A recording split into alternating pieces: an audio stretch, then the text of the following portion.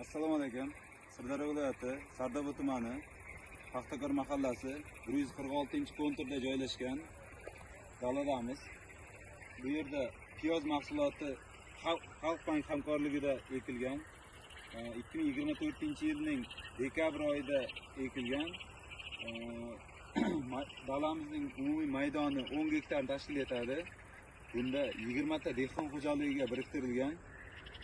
Loyihaning umumiy qiymati 250 million so'mni tashkil etadi. Hozirgi kunda barcha agrotexnik ishlar o'z vaqtida bajarilib kelyapti.